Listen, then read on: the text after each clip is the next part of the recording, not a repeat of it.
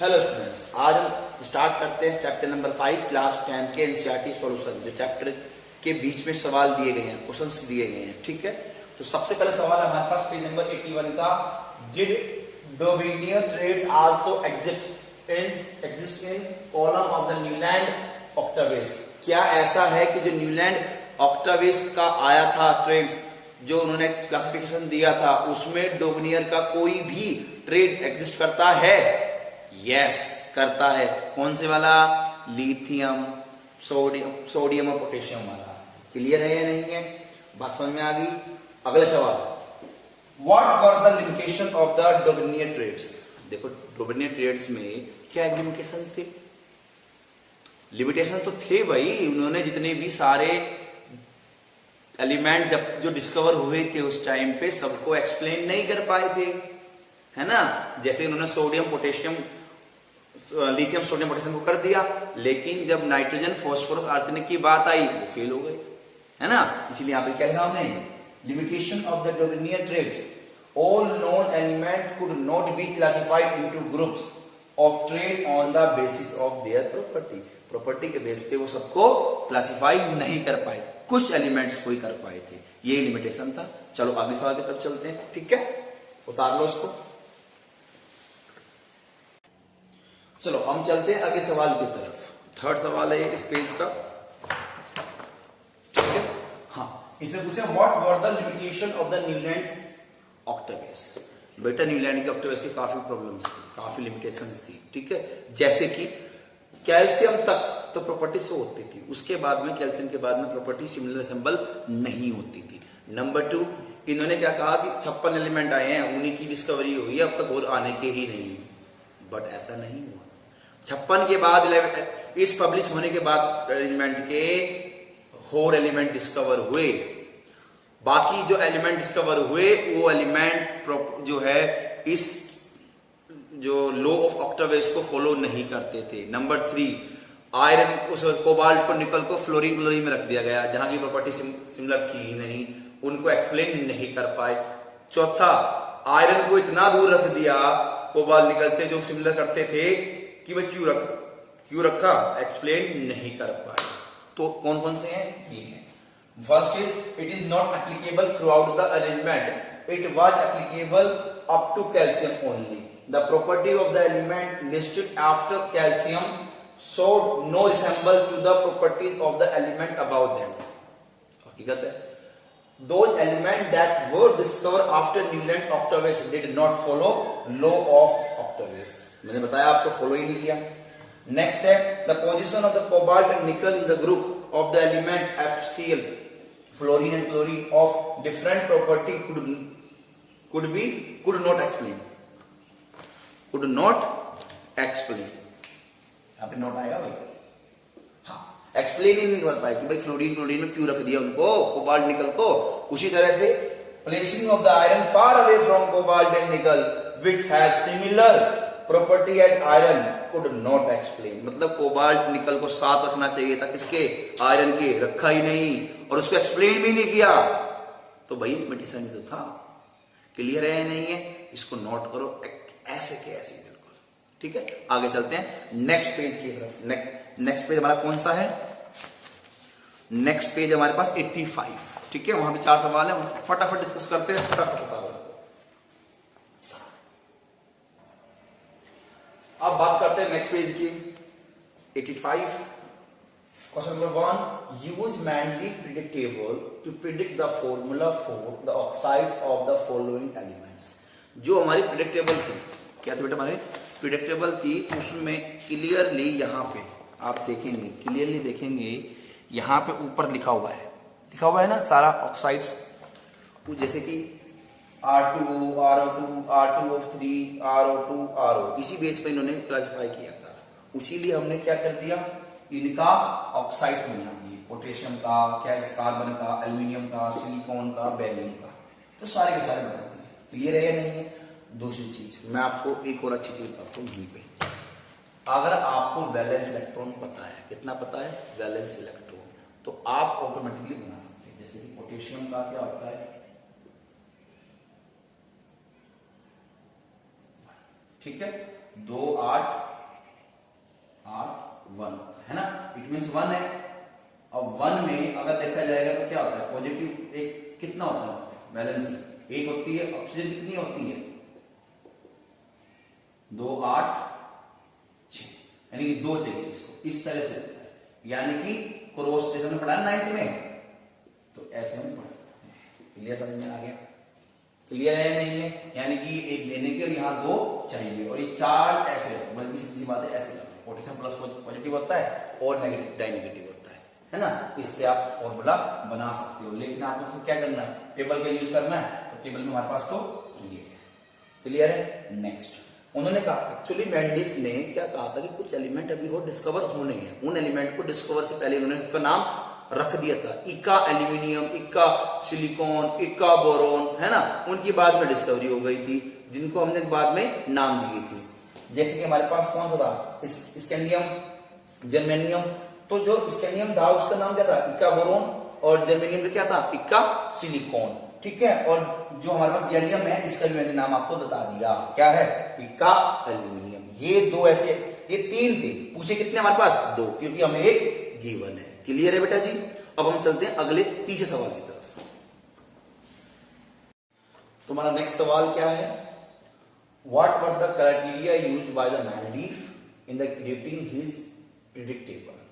क्या हुआ था कि मैंडलीफ बाबा ने, मैंडलीफ जी ने क्या किया कि हाइड्रोजन और ऑक्सीजन से रिएक्शन करा के उनकी प्रॉपर्टी, हर एक एलिमेंट 63 एलिमेंट्स की प्रॉपर्टी लिख ली, और उनको कार्ड्स पे, 63 कार्ड्स पे, बोर्ड पे ऐसे ऐसे लगा दिया। और जब ऐसे बोर्ड पे लगाया तो उन्होंने क्या देखा कि जो प्रॉपर्टीज है, केमिकल प्रॉपर्टी, जो फिजिकल प्रॉपर्टी है, वो एटॉमिक मास को रिसेंबल कर रही है, मतलब कि एटॉमिक मास के हिसाब से इंक्रीजिंग ऑर्डर में सारा जा रहा है।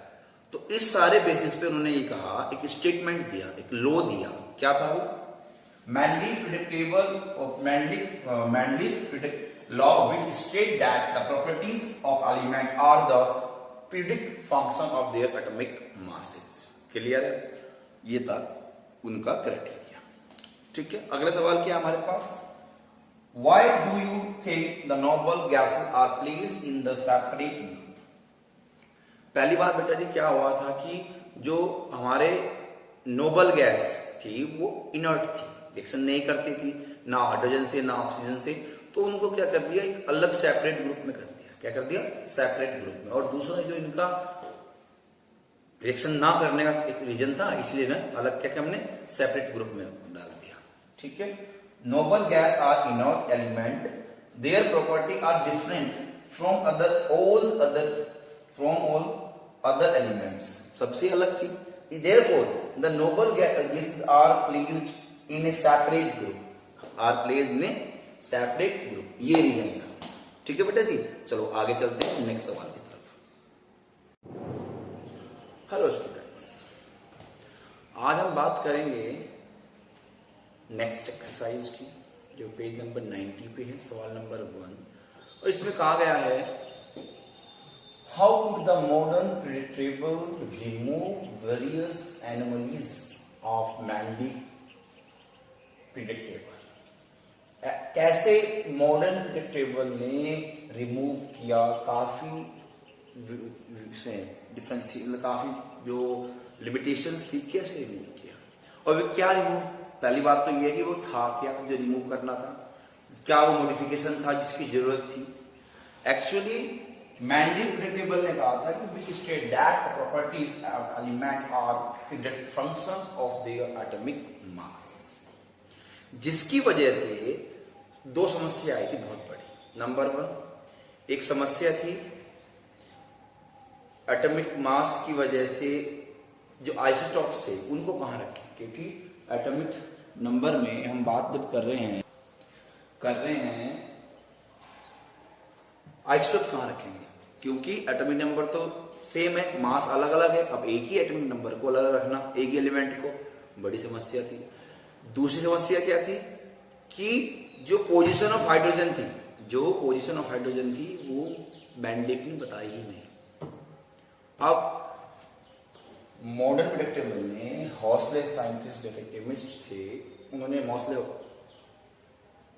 क्या कहा, उन्होंने कहा कि जो फिजिकल एंड केमिकल प्रॉपर्टीज है ऑफ एलिमेंट की are periodic function of their atomic number. आप जो है एटॉमिक नंबर के हिसाब से अरेंज करो। इसके हिसाब से अरेंज करो एटॉमिक नंबर के। अब एटॉमिक नंबर के हिसाब से करोगे तो न तो ऐसे ग्रुप की दिक्कत आएगी, और हाइड्रोजन लगा तो कहां पे, सोडियम वाले ग्रुप में, लिथियम पोटेशियम सोडियम वाले में रख दो। ठीक है, चलो मान लिया। इस तरह से ये प्रॉब्लम सोल्व हो गई। ठीक है, नोट कर लो। Next is name two element you would expect to show chemical reaction similar to the magnesium. What is the basic of your choice. हमें बताना है कि मैग्नीशियम के जैसी केमिकल प्रॉपर्टी शो करने वाले बाकी दो एलिमेंट का नाम। तो हमारे पास कौन सा नाम है बेटा जी, जो मैग्नीशियम के साथ में है, कैल्शियम हो गया, ठीक है, और एक हमारे पास क्या हो गया, स्ट्रोंटियम, स्ट्रोंटियम, ठीक है, स्ट्रोंटियम। अब इसमें क्या है, क्या अब हमने क्यों चॉइस की, क्या रीजन था कि हमने इनको ही सिलेक्ट किया इसकी प्रॉपर्टी पर टेबल में। बेटा जी इनके जो आउटर मोस्ट इलेक्ट्रॉन है, आउटर मोस्ट इलेक्ट्रॉन है वो कितने हैं, 2, इसमें भी 2, इसमें भी 2, दोनों सबकी वैलेंसी सेम है। और हमने कहा है कि ऊपर से जो ग्रुप्स होते हैं उसमें वैलेंस इलेक्ट्रॉन सिमिलर होते हैं, जिसकी वजह से इनकी केमिकल प्रॉपर्टी भी सिमिलर होती है। यानी कि 2 इलेक्ट्रॉन लॉस करके इन्हें अपनी ऑक्टेट कंप्लीट करनी होती है। क्लियर है या नहीं है, समझ में आ गया, आगे चले। चलो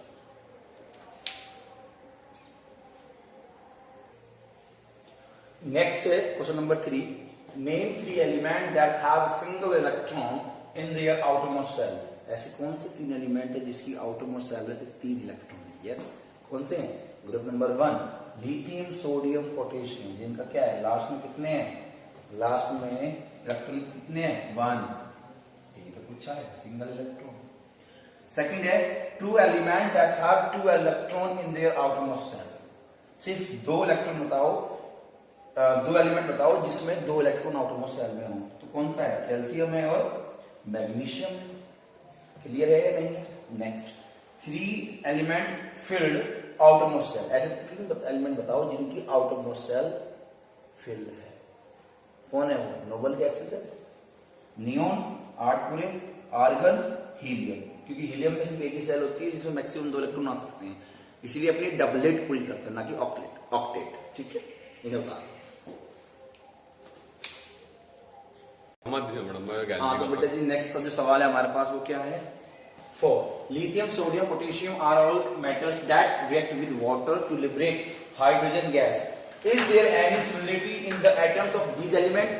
क्या जो हमारे पास लिथियम सोडियम पोटेशियम है वो ये तीनों रिएक्शन करते हैं वाटर के साथ में और हाइड्रोजन लिबरेट करते हैं, ऐसा कुछ इनके साथ सिमिलरिटी है जो तीनों में है। Yes, there are similarity in atoms of these element.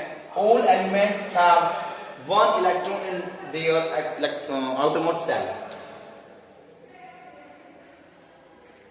यानी कि सभी जितने भी एलिमेंट्स हैं ये तीनों, इन तीनों में क्या है, आउटरमोस्ट शेल में एक इलेक्ट्रॉन है, जिसकी वजह से केमिकल प्रॉपर्टी सिमिलर होगी। तभी ये पानी से रिएक्शन करके हाइड्रोजन लिबरेट करेंगे तीनों के तीनों। ठीक है बेटा जी। Next part, helium is an reactive gas and neon is a gas of extremely low reactivity. What is the anything do their atom have in common. Yes, there is one thing common in helium and neon. Yes, एक चीज कॉमन क्या है, outermost shell में electron का same होना, और वो भी क्या, कंप्लीट फिल्ड शेल का होना, इलेक्ट्रॉन आउटरमोस्ट शेल का फिल्ड होना, full filled. Both have filled electron in their outermost shell, यानी कि दोनों में क्या है, उनकी ऑक्टेट एंड डबलेट पूरी है, जिसकी वजह से ये क्या करते हैं, सिमिलरिटी प्रॉपर्टी शो करते हैं और लेस रिएक्टिव होते हैं। क्योंकि अगर आपकी आउटरमोस्ट शेल में कंप्लीट ऑक्टेट या डबलेट इलेक्ट्रॉन फील्ड है, शेल फील्ड है, तो वो लो रिएक्टिविटी शो करती है, इसीलिए उनको नोबल गैस और अनरिएक्टिव इनर्ट गैस भी कहा जाता है। क्लियर है, चलो आगे चलते हैं। हमारा नेक्स्ट सवाल है, in the modern periodic table which are the metal among of first 10 elements. अगर हम 1 से लेकर 10 एलिमेंट तक लिखें उसमें से कौन सा मेटल है ये बताना है। तो मैंने ये किया, हाइड्रोजन से लेके नियोन तक लिख दिए। तो हमारे पास तो सिर्फ दो ऐसे हैं जो क्या है, मेटल है, लिथियम एंड बेरिलियम। क्लियर है या नहीं है? Next, by considering their position in their periodic table, which are the following element would you expect to have maximum metallic characteristic? मतलब मेटल कौन सा है? अरे भैया जी टेबल में देख लो, सबसे अगर टेबल की बात करोगे ना, ऐसा तो टेबल है, यहाँ सारे सारे मेटल ही तो हैं, सारे मेटल है, और फिर ये एक जिगजैग लाइन आती है, ये सारे ये मेटल होते हैं, ये नॉन मेटल होते हैं, तो सारे क्या है, सारे सारे क्या है, मेटल्स हैं। तो कौन होगा, बेरिलियम। कौन है, बेरिलियम। क्लियर है या नहीं है? चलो खत्म करते हैं, नेक्स्ट चलते हैं एक्सरसाइज की।